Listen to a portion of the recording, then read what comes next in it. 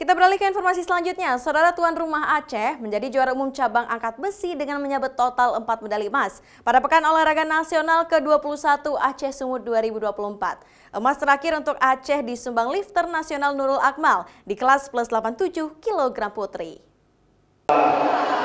Ketua Umum Pengprov Persatuan Angkat Besi Seluruh Indonesia PABSI Aceh, T. Rayuan Sukma mengapresiasi seluruh atlet yang telah berlaga di ajang PON ke-21 Aceh Sumut.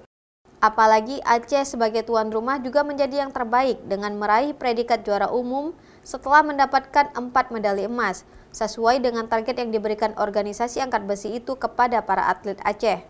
Sebagai tuan rumah, Rayuan Sukma menilai perjuangan atlet Aceh sesuai dengan target, karena cabang angkat besi selalu di bawah bayang-bayang Jawa Barat yang selalu mendominasi di ajang PON.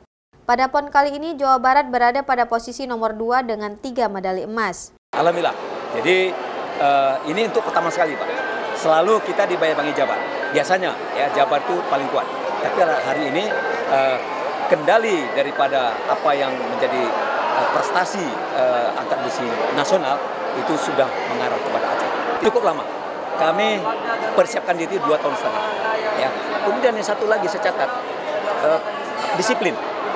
Jadi Pak Ucok selaku pelatih dan Effendi Eria sebagai pelatih kepala, kita tekankan itu disiplin, ya. Artinya anak-anak memang tidak bisa melekat di dalam penginapan, tidak boleh pulang, makanan juga kita jaga, dan rutinitas latihan kita itu sampai 6 jam setiap hari.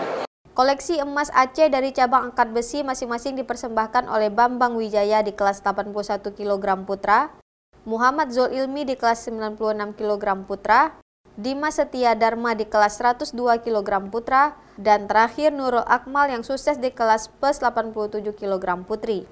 Rayuan Sukma berharap dengan fasilitas lengkap seramu angkat besi yang dimiliki oleh Pengprov PABSI saat ini dapat memacu para atlet angkat besi Aceh untuk disiplin berlatih dan meraih prestasi dalam berbagai event nasional dan internasional.